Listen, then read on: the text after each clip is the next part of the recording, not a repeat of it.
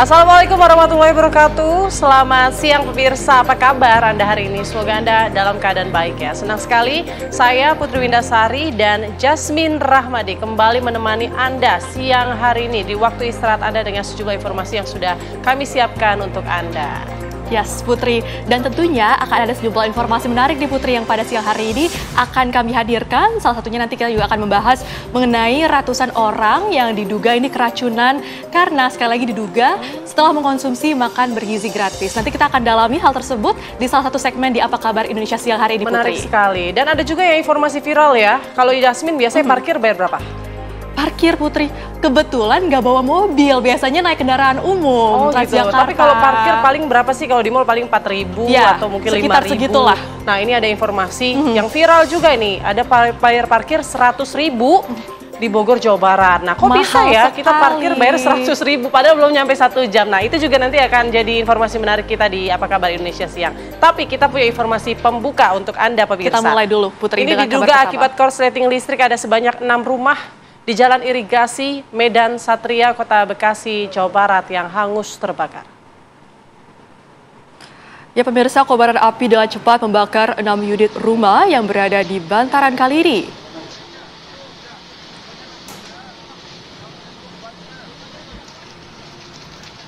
Petugas pemadam kebakaran dan penyelamatan Disdamkarmat Kota Bekasi yang tiba di lokasi langsung berjibaku memadamkan api. Diduga api muncul pertama kali dari salah satu rumah, api dengan cepat merembet ke rumah lainnya lantaran bangunan berdempetan. Api pun berhasil dipadamkan pemirsa setelah 30 menit kemudian setelah 5 unit mobil damkar dikerahkan. Kasus kebakaran ini ditangani oleh Polsek Medan Satria dan Polres Metro Bekasi Kota.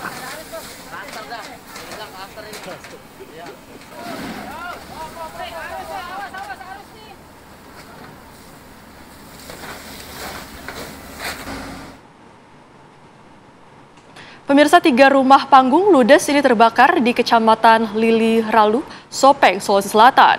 Ya, api pertama kali terlihat dari salah satu rumah berbahan material kayu yang mudah terbakar. Posisi rumah yang berdekatan membuat api menyambar dengan cepat. Sebanyak 6 mobil pemadam kebakaran diterjunkan ke lokasi untuk memadamkan api.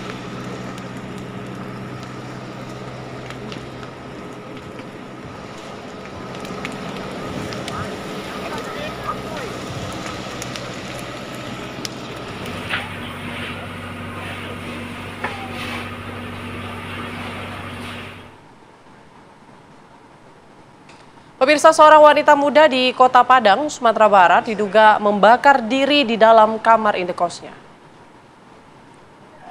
Ya pemirsa, warga pun berusaha untuk menyelamatkan korban bernama Rere dalam kondisi terbakar di rumah kontrakannya di daerah Brokdipa, Kecamatan Padang Barat, Kota Padang.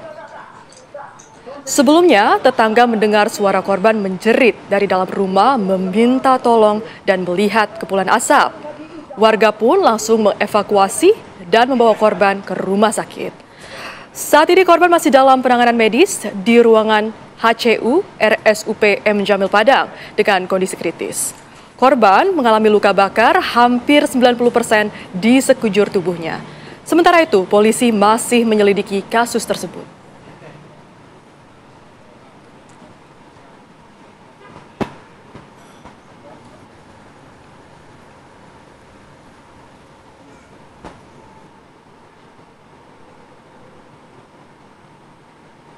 Berikutnya pemirsa, seorang wanita paruh baya bernama Rodia ditemukan tewas di bawah jembatan saluran air di Jalan Jurang, Paster, Sukajadi, Kota Bandung, Jawa Barat pada Rabu malam.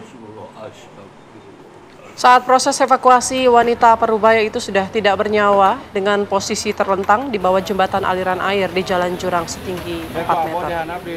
Menurut keterangan warga atau keluarga, ini wanita paruh baya itu memiliki riwayat penyakit epilepsi. Bahkan pada pagi hari, keluarga sempat mencarinya karena tidak ditemukan di rumah. Upaya pencarian dilakukan hingga sore hari dan akhirnya korban ditemukan oleh warga sekitar yang sedang pulang dari masjid.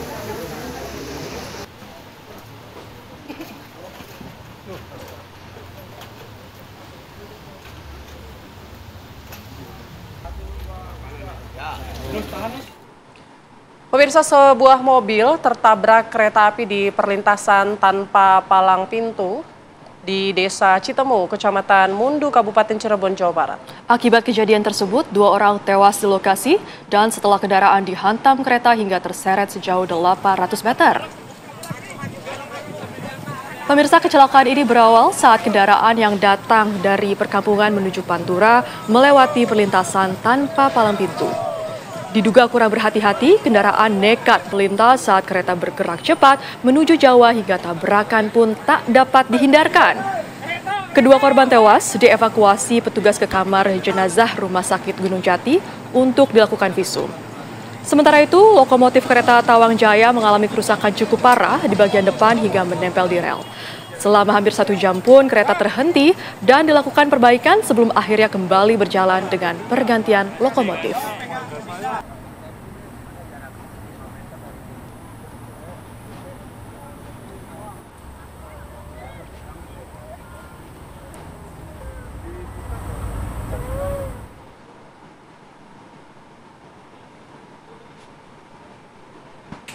Jenazah seorang pria asal Australia ini dipulangkan ke negaranya dari Bali tanpa organ jantung, memicu kemarahan keluarga. Ya, sebelumnya pria bernama jenazah Byron James Damcha ini ditemukan meninggal dunia di kolam renang villa di Bali saat berlibur pada akhir Mei lalu. Kuasa hukum keluarga Byron menyebut jenazah dipulangkan ke Australia 4 pekan kemudian setelah menjalani autopsi di Bali. Setelah dipulangkan ke Australia, jenazah kembali diautopsi namun dokter terkejut karena organ jantung mendiang hilang. Menanggapi protes keluarga, Rumah Sakit Umum Pusat Profesor Ngurah Denpasar, Bali menjelaskan proses autopsi terhadap jenazah WNA tersebut berdasarkan permintaan dari kepolisian.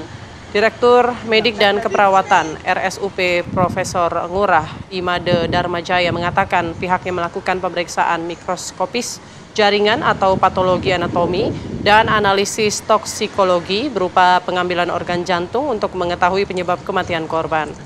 Pemeriksaan patologi anatomi terhadap organ jantung tersebut memerlukan waktu sekitar 1 bulan untuk mendapatkan hasil yang akurat. Setelah seluruh pemeriksaan selesai, jantung milik Byron sudah dikembalikan ke Australia. Kalau Pramres bilang ya, jadi bahasa Inggris dulu, kemudian bahasa Indonesia, nanti tanya juga.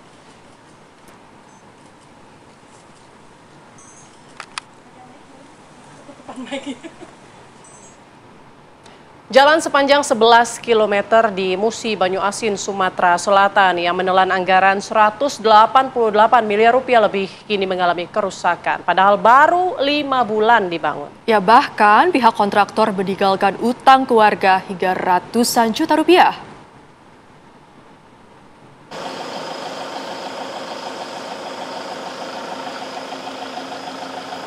Baru 5 bulan dibangun, jalan penghubung desa serta kecamatan antara desa Tebing Bulang, Jerambah Gantung, Talang Mandung, dan Bangkit Jaya kini mengalami kerusakan. Proyek peningkatan jalan sepanjang 11 km ini menelan biaya 188 miliar rupiah lebih.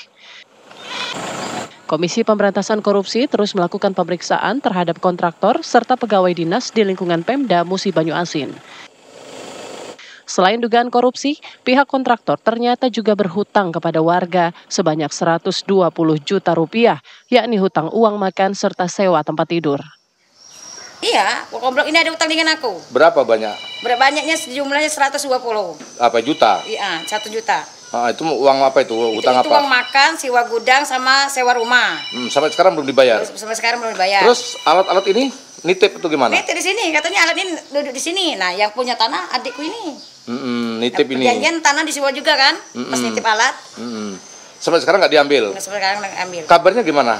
Kabarnya janjinya bulan berapa yang Ibu Mertai tadi? Bulan 6. Warga berharap pihak perusahaan kontraktor segera membayar utang kepada warga dan membawa alat berat yang ditinggalkan begitu saja di wilayah mereka. Dari Musi Banyuasin, Sumatera Selatan, Puja Kusuma, TV One mengabarkan.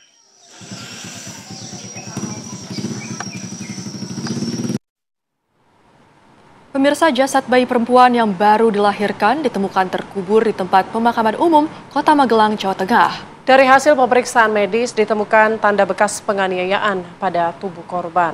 Pihak kepolisian pun langsung mengamankan seorang wanita terduga pelaku yang juga ibu kandung sang bayi.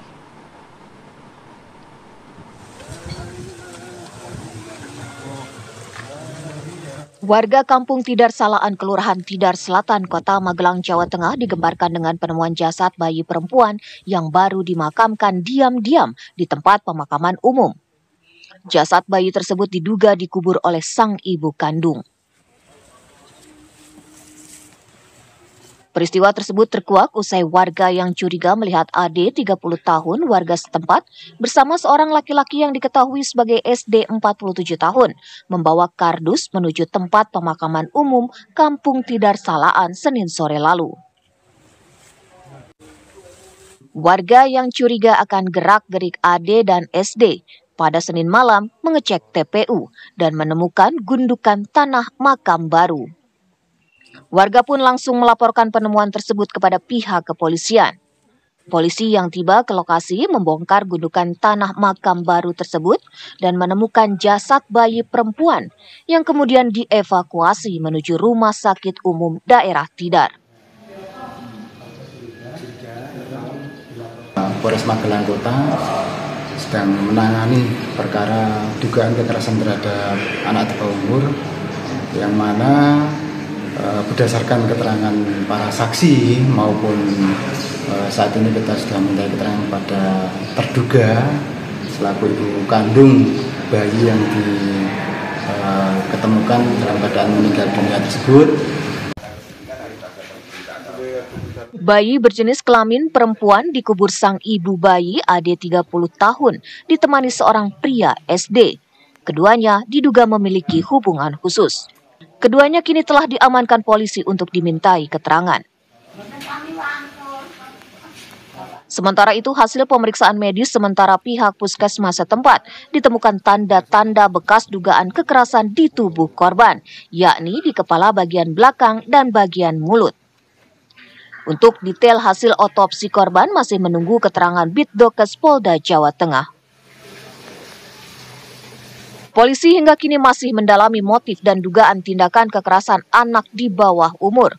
Polisi juga masih memeriksa secara intensif di Mapolres Magelang Kota terduga pelaku yang juga ibu korban dan seorang pria yang turut memakamkan jasad korban. Dari Magelang, Jawa Tengah, Edi Suryana, TV One mengabarkan.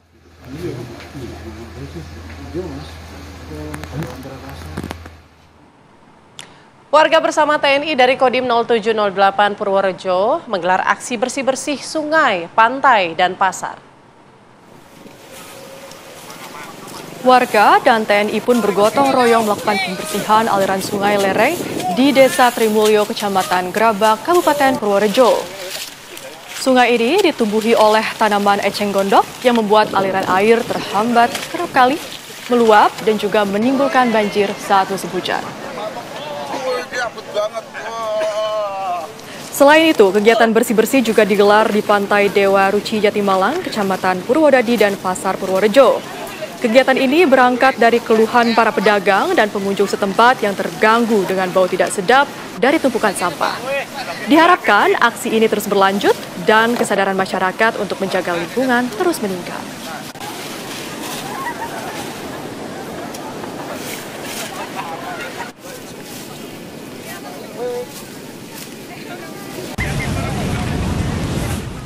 Anda kembali di Apa Kabar Indonesia Siang, pemirsa. Seorang petugas kebersihan di Bandung, Jawa Barat dipukul seorang pengendara motor menggunakan borgol di flyover Pasupati.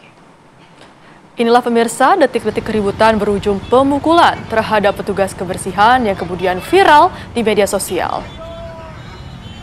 Diduga keributan ini dipicu saat petugas kebersihan hendak memutar balik ke arah Paster, namun menyenggol pelaku yang sedang melintas. Pelaku pun yang emosi sempat dilerai korban, namun justru korban dipiting dan dipukul menggunakan borgol hingga mengalami luka memar di bagian leher. Korban sempat melaporkan kejadian ini ke pihak berwajib, namun sayangnya pelaku keburu pergi sebelum polisi tiba di lokasi.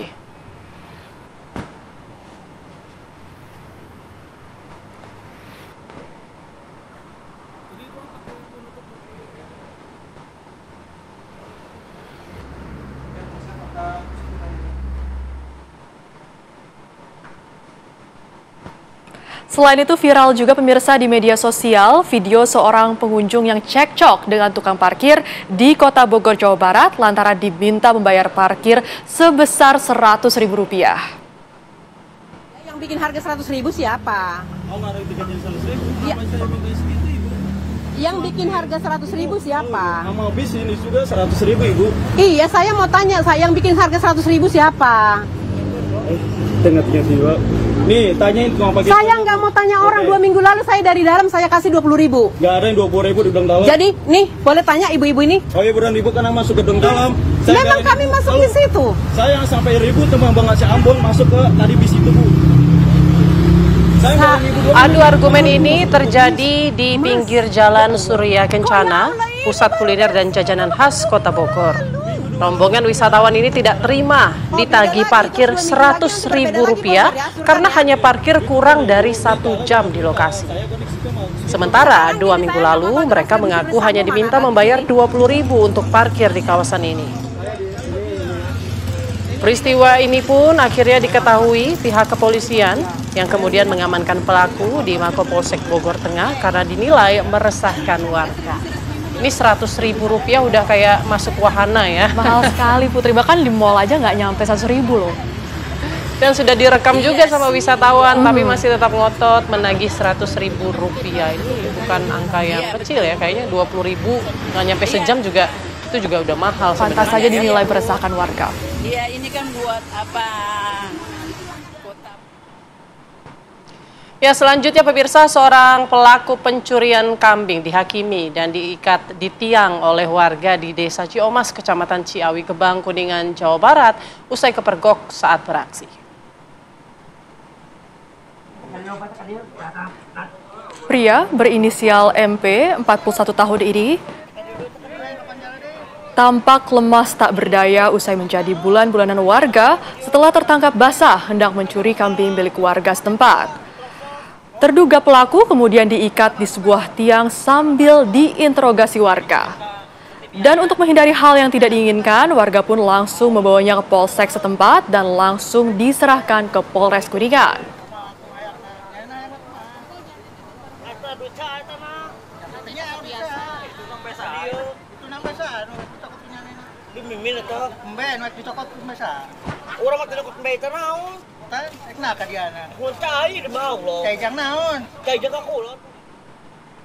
Pemirsa, upaya mediasi antara Lisa Mariana dan Ridwan Kamil di Bareskrim Polri berujung deadlock. Baik Lisa maupun Ridwan Kamil tidak hadir dan hanya mengirimkan kuasa hukum masing-masing.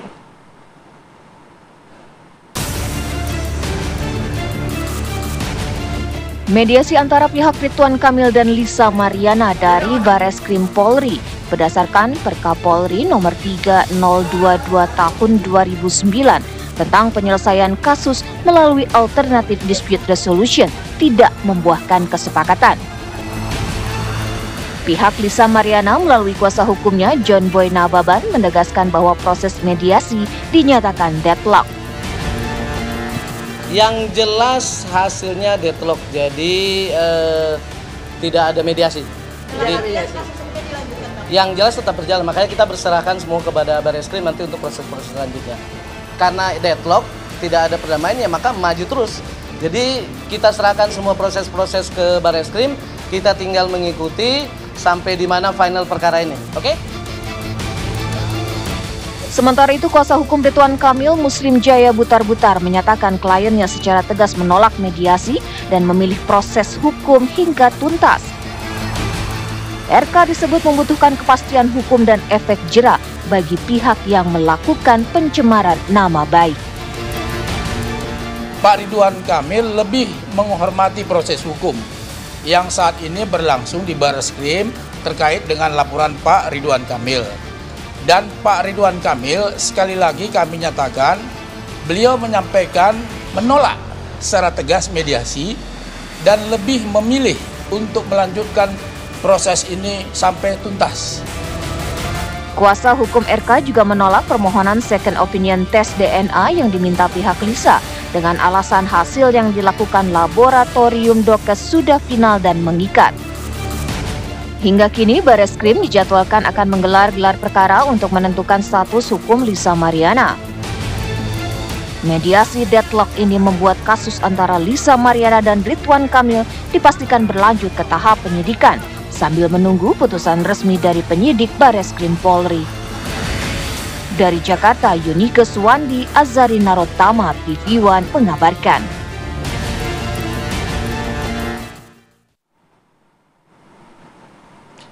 Informasi viral lainnya, pemirsa, ada seorang ibu yang melahirkan anaknya di dalam taksi online di Surabaya, Jawa Timur. Bayi mendadak lahir saat dalam perjalanan ke rumah bersalin ini sempat membuat supir taksi online kebingungan. Beruntung pemirsa, bayi terlahir dalam kondisi selamat.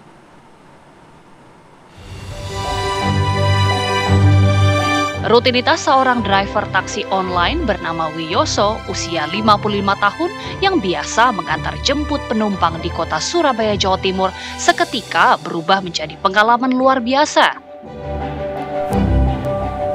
Perjalanan pada pagi hari itu justru dikejutkan dengan proses bersalin dari penumpangnya, seorang ibu hamil asal Bakalan, Pulau Madura, di dalam mobil yang ia kemudikan. Ibu yang bernama Manisa ini awalnya merasakan hendak mau melahirkan sejak subuh. Manisa kemudian memesan taksi online untuk perjalanan ke bidan. Namun di tengah perjalanan, Manisa mulai merasakan kontraksi hebat. Tiba-tiba sang ibu menjerit dan tak lama setelahnya langsung melahirkan di dalam mobil. Tangisan sang bayi pun menggema di dalam taksi online. Wiyoso sang pengemudi pun mengaku sempat panik. Apalagi dalam perjalanan, kondisi jalan sempat macet. Di prosesnya itu murid di dalam mobil ya? Murid di dalam mobil. Pas di traffic Tanjung Sari, pas itu keluar. Gimana Pak saat Pak terjadi seperti itu, Bapak sempat panik atau gimana? Saya takutnya itu bayinya, Bu. Takut ketelindit atau gimana gitu. Saya panik juga mana. Terus lihat jalan macet, saya telepon Suara Surabaya tadi. Terus langsung jalannya. Inisiatif langsung berangkat ke sini, Pak. Terus sambil pelan-pelan, sambil menunggu bantuan, saya jalan pelan-pelan sampai tujuan ke sini tadi. Akhirnya alhamdulillah selamat bayinya. Itu aja yang saya senang. Sesampainya di rumah bersalin, ibu dan bayi langsung mendapatkan perawatan medis. Bayi yang kemudian menjadi anak ketiga bagi pasangan Manisa dan Abdul Malik tersebut lahir dengan kondisi selamat dan diberi nama Salma.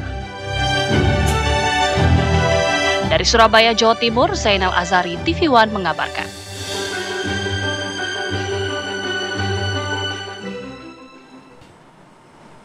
Kita beralih ke informasi viral lainnya, pemirsa, di mana video yang menampilkan 3 wanita berseragam aparatur sipil negara bermain kartu Uno di kantor ini juga viral di berbagai grup media sosial.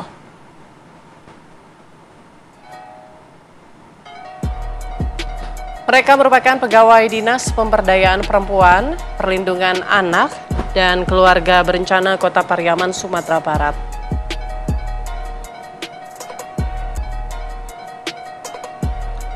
Kejadian ini langsung menimbulkan sorotan publik karena dinilai berpotensi melanggar kedisiplinan ASN.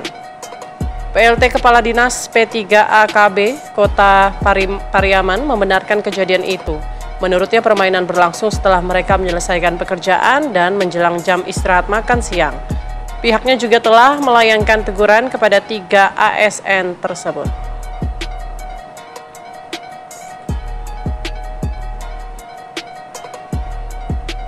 Ini tentu perlu didalami ya Putri, apakah benar bahwa ini kegiatan ini dilakukan saat menjelang jam istirahat atau jangan-jangan dilakukan saat jam kerja begitu?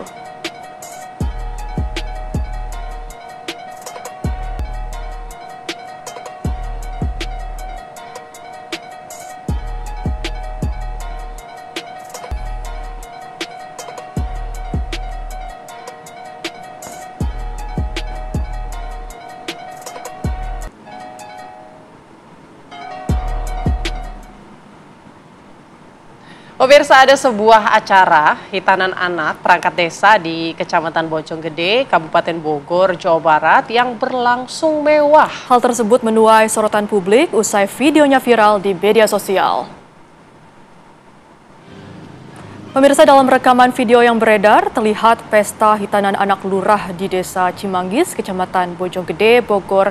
Ini bak hajatan besar lantaran dekorasi tenda yang megah yang berdiri di sepanjang jalan desa. Meski digelar di rumah, dekorasi yang digunakan menampilkan kemewahan dengan nuansa putih dan biru muda. Menanggapi hal ini, reaksi beragam yang dilontarkan warganet, mulai dari yang kagum dengan kemegahan acara hingga kritik yang dilayangkan lantaran dianggap mengganggu aktivitas masyarakat sekitar.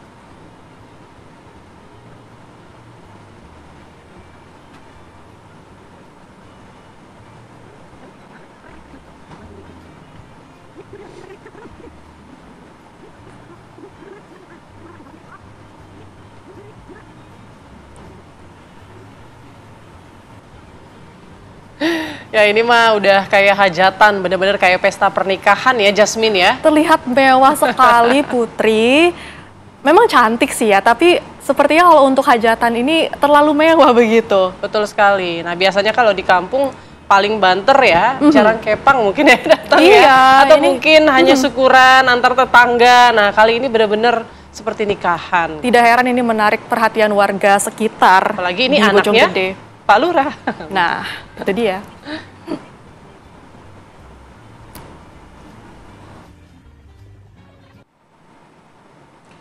Pemirsa, sudah 2 hari bentrokan antar warga terjadi di Kecamatan Talo, Kota Makassar, Sulawesi Selatan. Ya, bentrok tersebut membuat seorang warga terkena anak panah yang menancap di lehernya.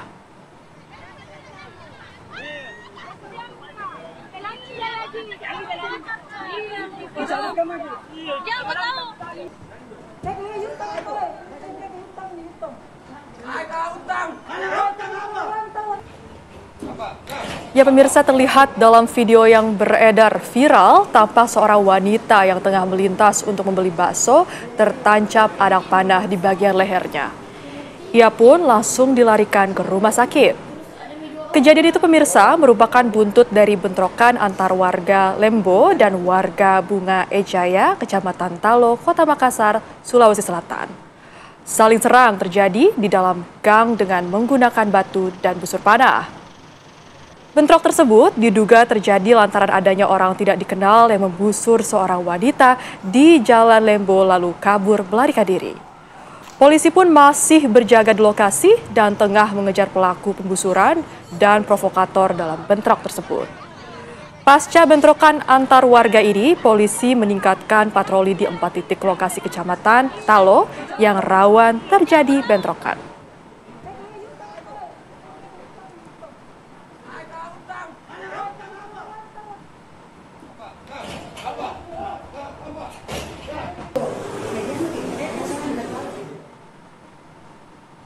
Kita beralih ke informasi lainnya pemirsa, di mana hingga tadi malam ratusan orang yang diduga keracunan massal usai mengkonsumsi makan bergizi gratis masih dirawat di RSUD Cililin, Bandung Barat, Jawa Barat.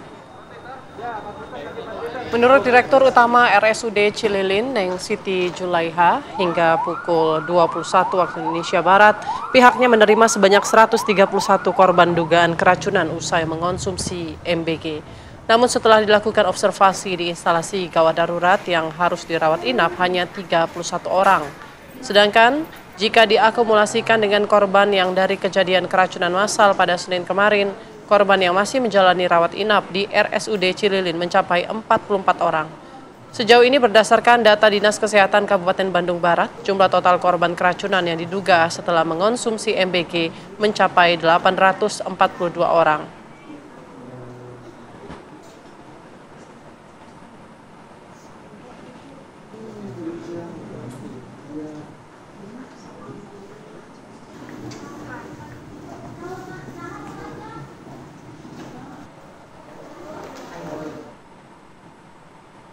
Ya, masih dari kasus keracunan MBG, pemirsa, ratusan orang yang diduga keracunan massal usai mengonsumsi makan bergizi gratis ini masih dirawat di RSUD Cililin, Bandung Barat, Jawa Barat.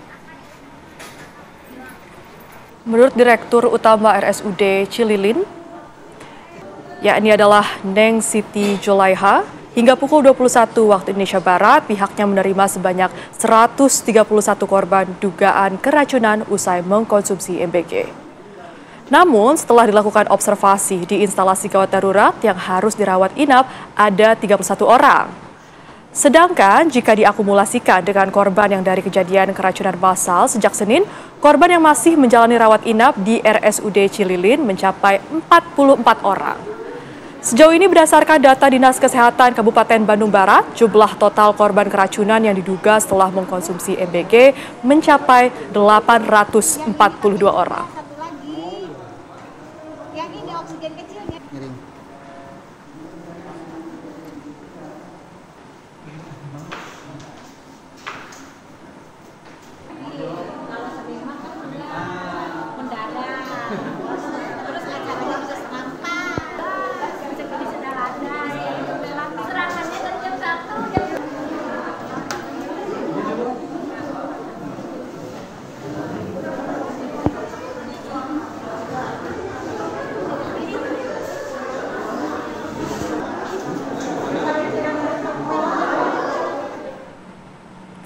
Pemirsa, dan untuk mengupdate situasi terkini mengenai kasus keracunan massal, kami sudah bergabung dengan rekan kami, Endra Kusuma, yang sudah siap mengabarkan dari Bandung Barat.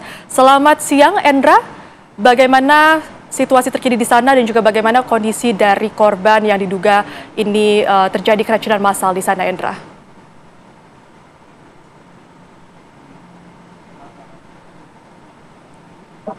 Ya, Putri dan Jasmine, dapat kami kabarkan dari perkembangan terkini di tempat saya ini berada di posko di Kecamatan Cipongkor. Sejauh ini memang dari kemarin di sekitar pukul 11 siang hingga 13 siang hari ini, hampir sekitar 680 orang siswa dari beberapa sekolah terutama di kawasan Cipongkor ini memang terdampak keracunan dari MBG tersebut. Dan sejauh ini dari perkembangan terkini di lokasi di saya berdiri ini, sekitar 8 orang untuk sejauh ini untuk yang berada di posko ini, dan hampir sebagian besar memang setelah dirujuk ke sejumlah rumah sakit, diantara ke RSUD Cililin dan ada Saptika Asi dan ada pula ke rumah sakit Cibabat.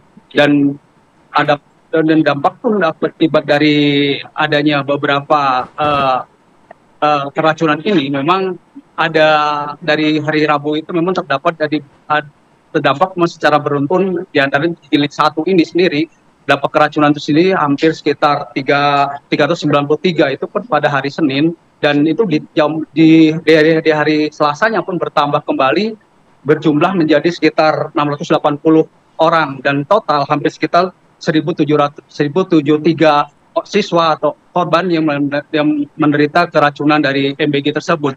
Dan sejauh ini dari pantauan kami di lapangan, memang kendati ada beberapa orang yang masih dirawat di sini di lokasi posko, memang ada sebagian masih mengeluhkan, dan secara berurutan pun memang ada beberapa warga, terutama membawa orang tua, membawa anak-anak yang datang ke lokasi untuk merasakan kondisi yang sama, itu mulai mules dan mual-mual pun muntah-muntah masih terjadi. Dan sejauh ini kondisinya memang dalam perawatan dari beberapa dari tenaga medis di Kecamatan Cipongkor ini sendiri. Dan dapat kami kabarkan pula, korban kondisi keracunan ini memang cukup berdampak signifikan terhadap sejumlah siswa, hingga membuat beberapa sekolah terutama yang terdampak MBG ini melakukan pembelajaran jarak jauh, dan itu pun akan dilakukan dalam waktu yang mungkin tidak ditentukan, karena melihat kondisi beberapa siswa yang kemungkinan recovery atau melakukan untuk penyembuhan untuk beberapa hari ke depannya. Mungkin itu yang dapat kami kabarkan dari perkembangan terkini. Jasmine dan Putri. Oke, Endra, sejak Senin lalu hingga saat ini, apakah mereka dari sekolah yang sama atau seperti apa informasinya? Bisa diulangi, Jasmine? Ya, sejak Senin lalu, ini korban keracunan massal akibat mengonsumsi MBG ini sudah terjadi. Nah, seluruh korban ini apakah berasal dari sekolah yang sama? Ya, memang pada hari Senin kemarin memang cukup, ini memang terdampaknya di 2 SPPG, terutama yang di hari Senin kemarin memang SPPG yang ada di Gelasari, itu di SPPG namanya SPPG Daptur Maju Jaya. Dan setelah ini tadi kita sempat memantau juga ke lokasi yang di SPPG yang di 2 Daptur Maju Jaya ada di Gelasari, itu memang sejauh ini di sana ada isu kemungkinan ada warga untuk menggeruduk, ternyata itu masih isu hoak aja, dan membuat beberapa petugas pun dari Kepolisian TNI untuk berjaga-jaga di lokasi dapur umum tersebut. Dan sejauh ini dari perkembangan terkini pun memang kemarin begitu sejak adanya timbul keracunan ini ada beberapa petugas dari polisi pun melakukan pemantauan atau melakukan penyelidikan untuk mengambil beberapa sampel yang ada di lokasi. Dan di perkembangan pula dapat kami kabarkan memang dari sekian laporan dari beberapa korban memang ini cukup merasakan mual pusing dan mules-mules itu memang diakibatkan karena asupan makanan MBG yang berasal dari ayam tepung, terus ada tahu yang itu bumbu kecap maupun ada buah stroberi yang kemungkinan besar memang dari pengakuan beberapa korban pun memang rasanya agak basi. Mungkin itu lebih kami kabarkan.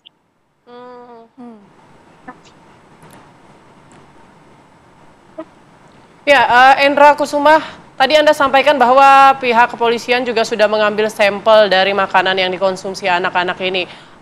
Apakah sudah ada hasil laboratorium yang keluar? Memang apakah karena diduga makanan yang disajikan ini makanan basi atau ada faktor lain sebenarnya memicu keracunan ini? Ya, untuk sampel sendiri kemarin dibawa oleh pihak dari Puslapor Mabes Polri pun memang tidak untuk kemungkinan untuk akan dilakukan penyelidikan bukan hanya oleh Mabes Polri juga, tapi ada dilakukan dari beberapa ahli dari bakteri atau virus untuk penyelidikan dari apa penyebab dari penyebab dari keracunan tersebut. Dan sejauh ini dari pihak rumah sakit pun memang sudah mengambil beberapa sampel pun dari muntahan juga dari beberapa korban pun melakukan ke sampel, dan kemungkinan untuk kan ke depan mungkin paling cepat mungkin akan dapat diraih apa penyebab dari keracunan MBG tersebut. Endra, artinya apakah sudah dilakukan pendalaman, apakah ada makanan-makanan spesifik, lauk-lauk spesifik yang diduga ini menyebabkan keracunan anak-anak sekolah tersebut, Endra? Bisa diulang? Apakah ada makanan ataupun lauk spesifik ini yang diduga menyebabkan keracunan dari ratusan anak di Bandung Barat, Jawa Barat itu, Endra?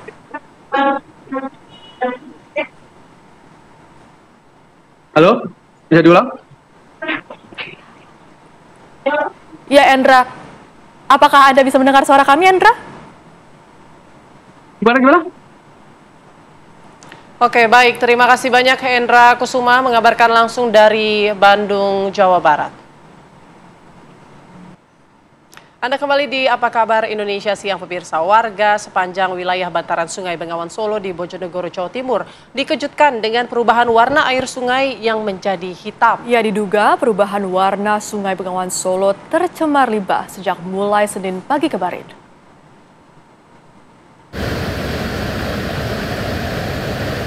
Warna Sungai Bengawan Solo di Bojonegoro, Jawa Timur mendadak menghitam.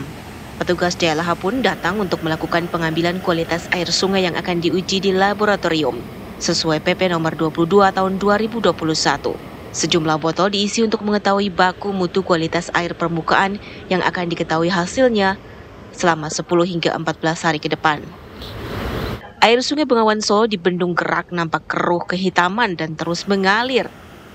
Dalam kondisi ini, mengakibatkan para pemancing ikan tak bisa bekerja seperti biasanya.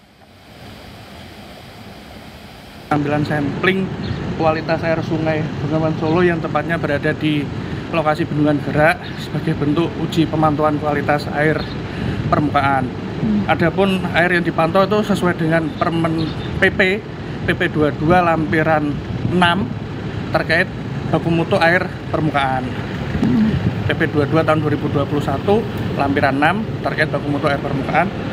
Untuk hasil analisa kurang lebih antara 10 sampai 14 hari kerja. Pemerintah diharapkan bisa bergerak untuk mengetahui kualitas air dan menemukan penyebabnya sehingga air Sungai Bengawan Solo bisa bersih seperti semula. Dari Bojonegoro, Jawa Timur, Dewi Rina Handayani, TV One mengabarkan.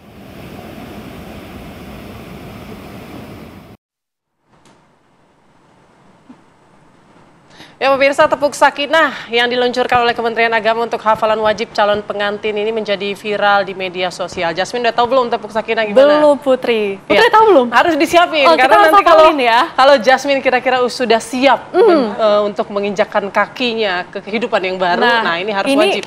Justru aku nih yang harus menghafalkan tepuk sakinah ini. Karena warganet pun juga tentunya memberikan beragam tanggapan tentang tepuk sakinah ini. Coba kita lihat. Musik tepuk sakinah. Tepuk sakinah akhir-akhir ini jadi buah bibir di tengah masyarakat. Padahal tepuk sakinah sebenarnya sudah ada sejak lama.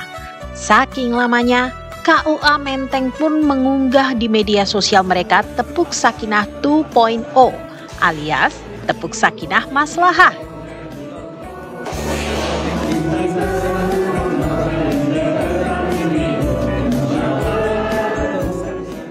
Kantor Urusan Agama KUA seluruh Indonesia pun sudah menerapkan tepuk sakinah ini dalam setiap sesi bimbingan perkawinan untuk para calon pengantin.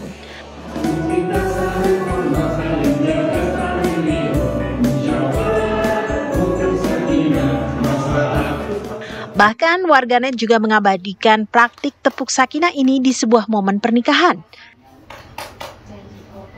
Sedangkan warganet lain yang sudah menempuh bahtera rumah tangga membuat beragam macam parodi tepuk sakinah. Sebenarnya apa tepuk sakinah yang jadi perbincangan warga saat ini? Tim TV One mengabarkan. Saling cinta, saling jaga, saling ridho, saling hormat, musyawarah untuk sakinah.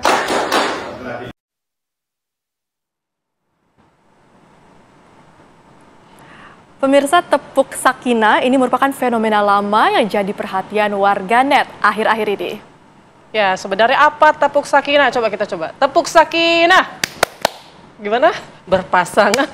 Ayo dong, kamu harus belajar. Gak tahu, Putri ajarin. Kok tiba-tiba saya jadi malu, nanti dikira saya mau nikah lagi ya gitu kan. Jadi mendingan Jasmine aja deh yang belajar ya. Nanti saya pelajarin Putri, tenang aja. Kita langsung hadirkan yang mungkin bisa ngajarin kita ya, tepuk sakinah ya. Kalau saya udah mungkin ngajarin Jasmine nih, tepuk sakinah. Ini ada Bapak Muhammad Hoirul Musonifin, Kepala KUA Pagu Kediri, Jawa Timur. Selamat siang Pak Hoirul.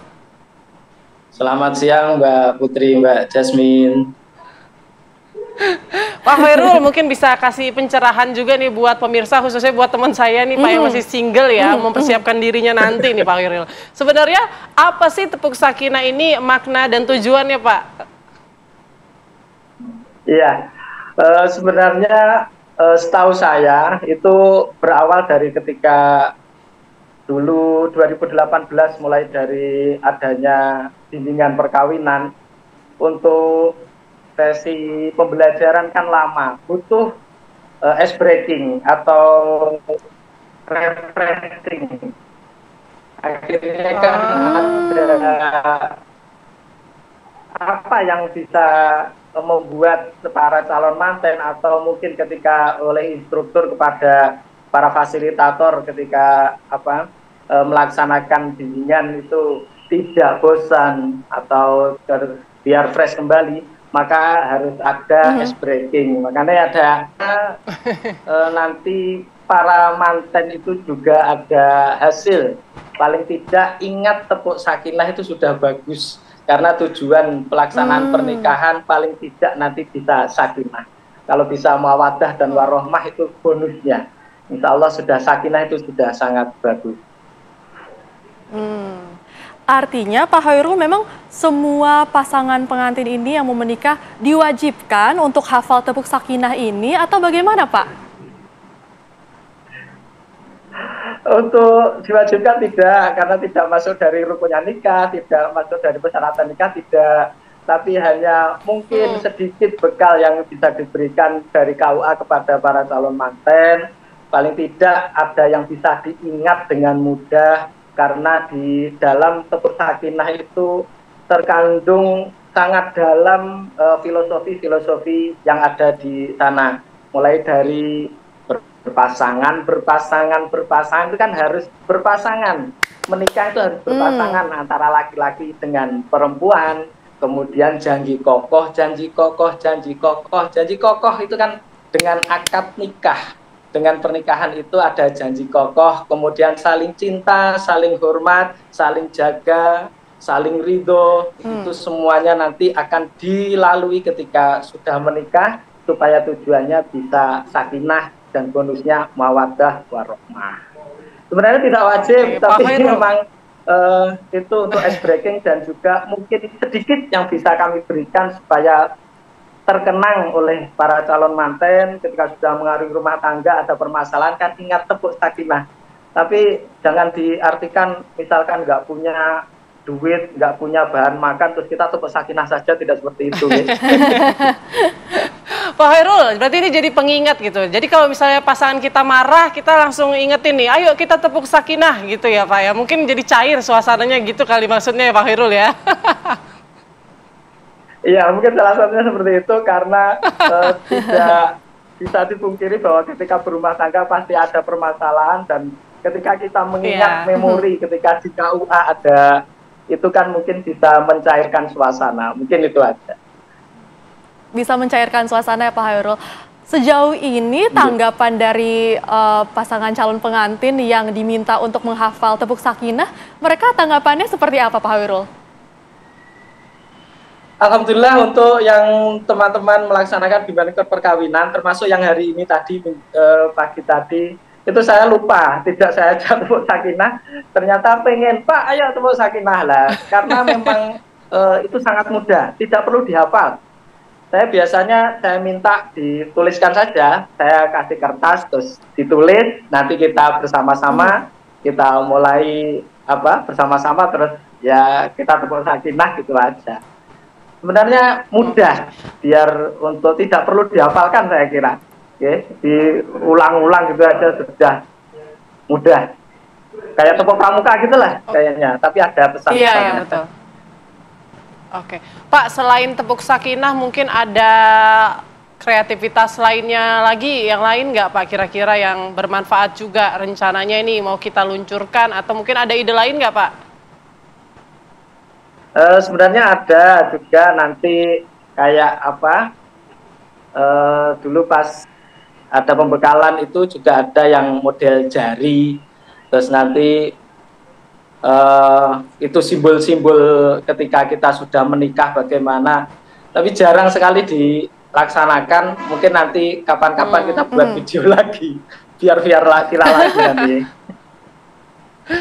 Pak, bagi pemirsa yang mungkin mau belajar tepuk sakinah ini, apakah ada tutorialnya begitu Pak online, atau di mana Pak ini kira-kira pemirsa bisa ikut belajar tepuk sakinah? Tepuk sakinah sudah kami upload di IG, di Instagram KUA Pagu Kediri, dan juga di TikTok KUA Pagu Kediri. Kalau pengen belajar itu sudah bagus, atau di yang lain juga banyak. Sebenarnya sudah sangat banyak. Ini viral nih karena mungkin momennya aja yang pas. Sebenarnya tepuk sakinah itu sudah banyak yang upload di YouTube, sudah banyak sebenarnya. Atau jangan-jangan calon pengantin yang sudah mendaftar ini udah pada hafal tepuk sakinah kali ya Pak ya, karena sudah banyak videonya beredar. Kayaknya gitu. Enggak, kayaknya gitu. Jadi sebelum ke kantor melaksanakan bimbingan perkawinan sudah browsing dulu, sudah belajar dulu, sudah hafal. Kayak sudah hafal. Makanya nanti kapan-kapan saya coba kalau ada bimbingan perkawinan sebelum masuk passwordnya pakai tepuk sakinah. Itu bagus. Baik, terima kasih banyak Pak Hairul. Ini menarik sekali ya Putri ya. Semoga dengan ada tepuk sakinah ini juga tentunya membuat semua pasangan di Indonesia ini semakin sakinah, mawadah, warohmah. Tapi yang paling penting diperhatikan ada syaratnya. Yang apa boleh itu? tepuk sakinah ini yang pasti yang sudah punya pasangan. Ini menyindir saya ya Putri sepertinya. Atau yang usianya sudah matang begitu ya untuk ke jenjang pernikahan. Betul. Jangan sampai ditonton anak-anak. Nyanyi lagi di sekolah. Tepuk sakinah kan nggak lucu ya. Enggak, kalau yang di sekolah tepuk pramuka aja Putri. Oke, terima kasih Pak Hairul. Sehat selalu.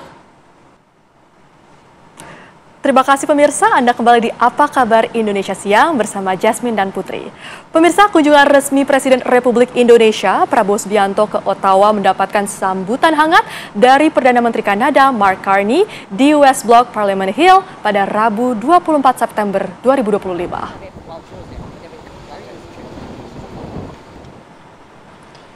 Dalam sambutannya, PM Carney menyampaikan bahwa kunjungan Presiden Prabowo sebagai momen bersejarah yang menandai langkah baru bagi hubungan Indonesia dan Kanada. PM Carney menekankan bahwa di tengah disrupsi sistem perdagangan global, Kanada memandang Indonesia sebagai mitra strategis untuk membangun kekuatan ekonomi dan memperdalam kerjasama perdagangan.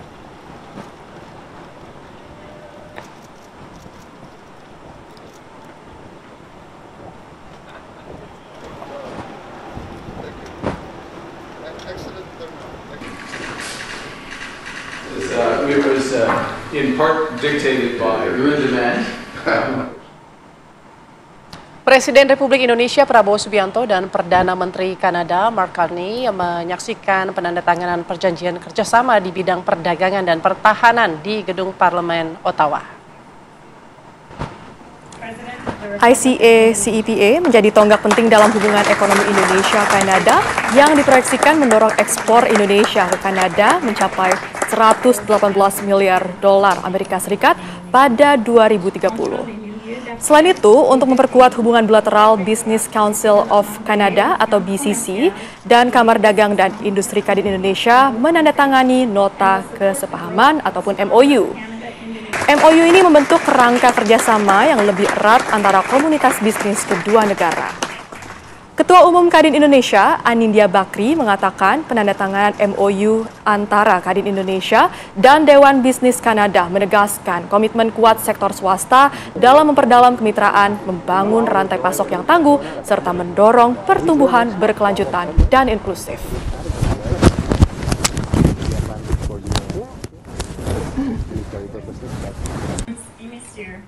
Please welcome the Right Honorable Mark Carney, Prime Minister of Canada. The signing, I think, of the Indonesia-Canada CEPA, Comprehensive Economic Partnership Agreement, is very, very important for us. Very strategic, economically and politically. And so I'm very happy to be here for the signing of the CEPA. And I think this will be a historic moment. It will prove to be a significant milestone. Presiden Prabowo Subianto juga memberikan tanda kehormatan kepada pengusaha asal Amerika Bill Gates di sela-sela rangkaian High Level Week Meeting Perserikatan Bangsa-Bangsa. Pertemuan berlangsung di salah satu hotel yang tak jauh dari markas besar PBB di New York, Amerika Serikat. Menurut Presiden, Bill Gates memiliki perhatian yang besar kepada Indonesia. Presiden menambahkan bahwa Yayasan Gates Foundation telah berkontribusi senilai lebih dari 4,5 miliar dolar untuk bantuan riset, obat-obatan, dan juga vaksin.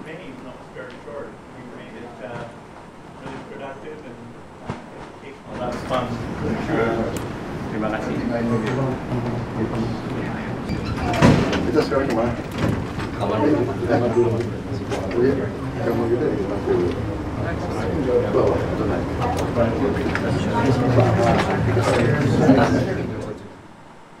Pemirsa, pembukaan Indonesia International Book Fair di Jakarta International Convention Center berlangsung meriah. Pembukaan pameran buku internasional ke-45 itu dihadiri Menteri Kebudayaan Fadlizon, sejumlah duta besar, dan juga pelaku industri kreatif. Kementerian Kebudayaan bersama Ikatan Penerbit Indonesia atau IKAPI resmi membuka Indonesia International Book Fair atau IIBF 2025 di Jakarta International Convention Center. Tahun ini, IIBF mengusung tema Exploring Content, Enlightening Mind yang bermakna ajakan untuk menjelajahi kekayaan konten dan memperluas wawasan melalui literasi. Pameran tahun ini diikuti oleh 82 peserta pameran buku, termasuk 19 penerbit independen dan sedikitnya 17 negara terlibat dalam agenda ini. Mendampingi Bapak Menteri. Ya, baik. Kami coba give your biggest smile in 3, 2, 1. Kementerian Kebudayaan sangat mengapresiasi, mendukung pameran IIBF 2025, sebuah pameran buku internasional, buku Indonesia di Indonesia yang sudah ke-45 kalinya. Saya kira ini bagian yang sangat penting di dalam memajukan literasi, bahasa, sastra, dan tentu cerita-cerita Indonesia yang dibukukan. Apalagi juga ini mendapatkan respon yang sangat baik juga dari publisher internasional dari sejumlah negara.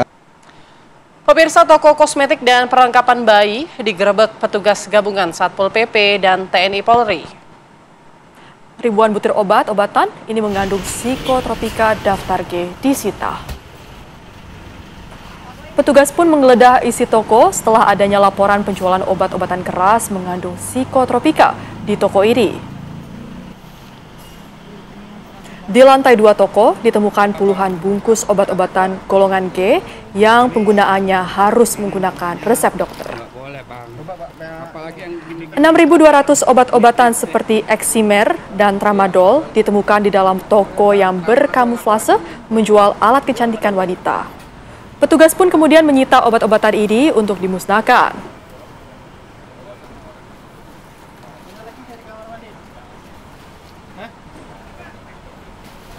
Mana? Luat lagi. Ini kan nama paketnya. Paket kan ada izin nggak dari? Oh iya. Dari Pemirsa, gunungan limbah cangkang kerang mencemari lingkungan di kawasan Kalibaru, Cilincing, Jakarta Utara. Tumpukan limbah tersebut tidak hanya menimbulkan masalah pencemaran, tapi juga pendangkalan di wilayah pesisir. Limbah kulit kerang di Jalan Kalibaru Barat, Cilincing, Jakarta Utara menjadi persoalan yang belum terselesaikan selama bertahun-tahun. Ketinggian limbah kulit kerang di pinggir pantai Jalan Kalibaru sudah mencapai 5 meter. Warga berdalih tidak ada tempat lain untuk pembuangan limbah cangkang kerang. Menggunungnya limbah cangkang kerang ini dikhawatirkan akan berdampak pada ekosistem laut dan aktivitas masyarakat sekitar. Pihak terkait diharapkan segera mengambil tindakan untuk mengatasi permasalahan limbah kerang sehingga kerusakan lingkungan yang lebih parah bisa dicegah. Penanganan yang tepat dan berkelanjutan sangat diperlukan untuk menjaga kelestarian lingkungan pesisir Kalibaru.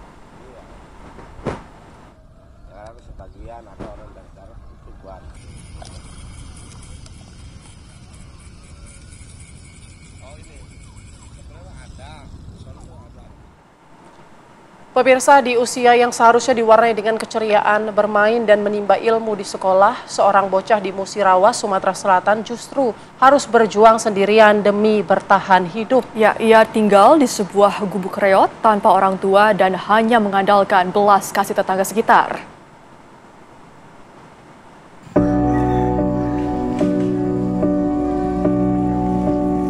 Di tengah rindangnya perkebunan kelapa sawit di Desa Bamasko, Kecamatan Tuah Negeri, Kabupaten Musirawas, berdiri sebuah gubuk reot beralaskan tanah. Disinilah Rian, bocah 14 tahun, menghabiskan hari-harinya seorang diri. Rumah kecil itu berdinding papan lapuk yang mulai dimakan usia. Atapnya yang bocor membuat air kerap masuk ketika musim penghujan tiba. Namun bagi Rian, itulah satu-satunya tempat berteduh dan melepas lelahnya. Malam hari tidur sendirian? Iya. Nah, nggak ada teman? Nggak ada ya? Untuk kebutuhan makan sendiri itu dari mana? Kayak uang kadang-kadang. Yang sering ngasih itu tetangga sekitar atau dari mana? Tetangga. Tetangga ya? Sejak ayahnya meninggal dunia dan ibunya menikah lagi, Rian harus menjalani hidup seorang diri. Tak ada keluarga dekat yang menemani, hanya uluran tangan tetangga yang terkadang masih peduli dan memberikan makanan. Terkadang, Rian pun harus bekerja memungut buah sawit tercecer di kebun untuk dijual. Dari hasil jeripayahnya, ia hanya mendapat 10 hingga 50 ribu rupiah setiap kali panen berlangsung 2 kali dalam sebulan. Uang itulah yang ia gunakan untuk membeli makanan, juga membayar listrik rumah kecilnya. Adik kerja apa? Ngumpul sawit. Ngumpul. Itu untuk buah sawit itu hasilnya untuk apa aja? Jajan. Bayar listrik juga. Bayar listrik juga. Tak ada biaya, tak ada dukungan. Rian kehilangan haknya untuk belajar dan bermain layaknya anak-anak seusianya. Namun di balik semua kesedihan itu tersimpan keteguhan hati. Setiap hari, Rian membuat mainan mobil-mobilan dari bahan sederhana. Hanya itulah cara ia menghibur diri sejenak melupakan kesepian yang menyelimuti hari-harinya. Adik sendirian di sini berani? Berani lah.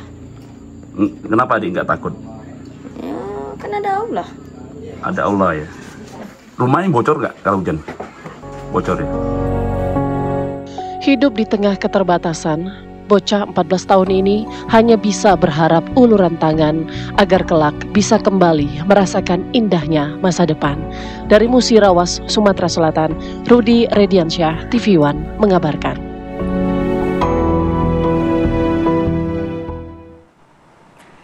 Dan informasi tadi menutup jumpa kita di Apa Kabar Indonesia Siang. Wakili kru yang bertugas saya Jasmine Rahmadi. Dan saya Putri Windasari pamit undur diri. Terima kasih atas kebersamaan Anda.